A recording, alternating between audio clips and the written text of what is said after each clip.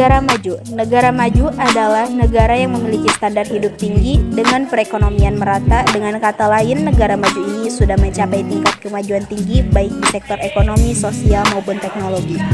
Selain itu, negara maju pun cenderung memiliki ekonomi yang beragam dengan sektor industri yang kuat pada inovasi dan teknologi tinggi. Negara berkembang. Negara berkembang adalah negara dengan pendapatan rata-rata masih relatif rendah. Indeks perkembangan manusia tercatat di bawah standar normal global dan infrastruktur yang masih relatif berkembang ataupun belum maksimal. Dengan kata lain, negara berkembang merupakan istilah yang merujuk pada negara yang masih berada dalam proses mencapai tingkat kemajuan ekonomi, sosial, dan teknologi yang lebih tinggi.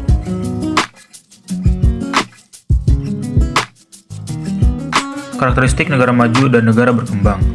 Negara maju memiliki sejumlah ciri-ciri khas yang membedakannya dari negara-negara berkembang.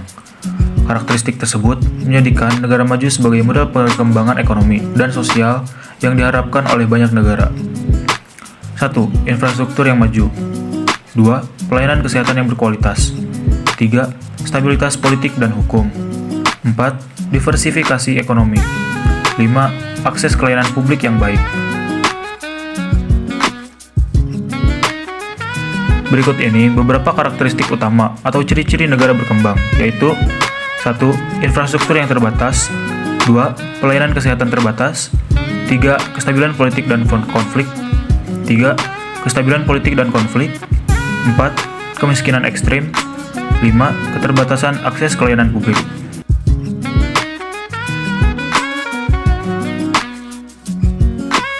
Beberapa contoh negara maju: Amerika Serikat, Singapura, Rusia, Inggris, Jerman, Korea Selatan, Spanyol, dan Portugal.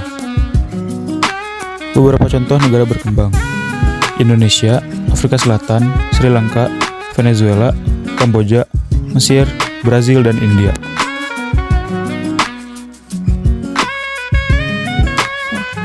Satu, kerjasama bilateral, yaitu kerjasama yang dilakukan antar dua negara saja. 2. Kerjasama multilateral, yaitu bentuk kerjasama antar negara yang dilakukan oleh beberapa negara yang jumlahnya lebih dari 2 negara. 3. Kerjasama regional, adalah kerjasama yang dilakukan oleh beberapa negara dalam suatu wilayah yang berdekatan. Pasar bebas dunia. Pasar bebas adalah istilah yang merujuk pada kondisi di mana perdagangan barang dan jasa antar negara atau wilayah dapat berlangsung tanpa hambatan atau pembatasan yang signifikan. Dalam sistem pasar bebas, ada kesediaan mengurangi atau menghapuskan tarif, kuota, dan hambatan perdagangan lainnya untuk menciptakan lingkungan perdagangan yang terbuka dan mempromosikan pertukaran ekonomi yang lebih efisien. Beberapa contoh pasar bebas di dunia, baik yang dibentuk melalui perjanjian bilateral, regional, maupun multilateral. 1. US-Korea Free Trade Agreement atau KORUS. Terbentuknya KORUS dimaksudkan untuk meningkatkan hubungan ekonomi antara Amerika Serikat dan Korea Selatan dengan membuka pasar, memperluas peluang bisnis, dan mendorong pertumbuhan ekonomi kedua negara. 2. United States-Mexico-Canada Agreement merupakan contoh pasar bebas yang terbentuk melalui kesepakatan antara sekelompok negara dalam suatu kawasan geografis tertentu. Contoh pasar bebas di kawasan Amerika Utara ini mencerminkan upaya untuk meningkatkan ketentuan perdagangan di antara ketiga negara dan mengatasi beberapa ketidakpuasan yang muncul selama penerapan NAFTA. 3. Mercosur, Mercado Común del Sur, merupakan contoh pasar bebas yang dibentuk melalui kesepakatan negara-negara yang berada di Amerika Selatan. 4. ASEAN. ASEAN ini merupakan contoh pasar bebas yang dilakukan dalam lingkup organisasi regional. 5. ASEAN Free Trade Area atau kawasan perdagangan bebas ASEAN adalah salah satu langkah konkret yang diambil oleh Perhimpunan Bangsa-Bangsa di Asia Tenggara untuk meningkatkan integritas ekonomi di kawasan tersebut. 6. ASEAN-China Free Trade Agreement adalah contoh pasar bebas yang muncul melalui kesepakatan antara suatu organisasi regional dengan negara di luar wilayah tersebut.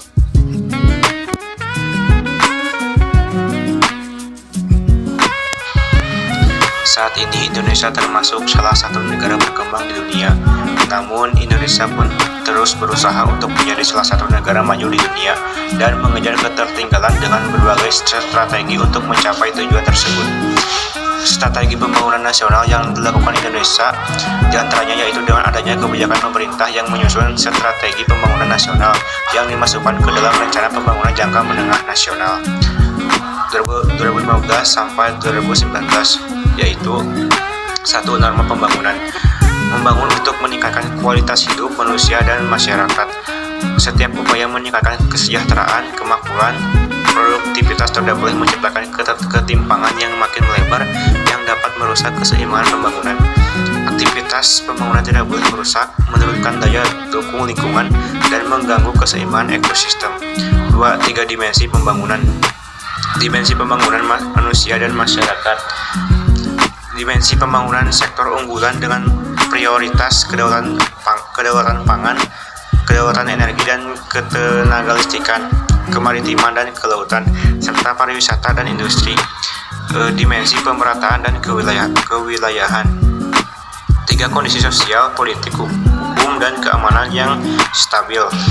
Dalam hal kepastian dan penegakan hukum, keamanan dan ketertiban, politik dan demokrasi, tata kelola dan reformasi birokrasi. 4. Quick wins.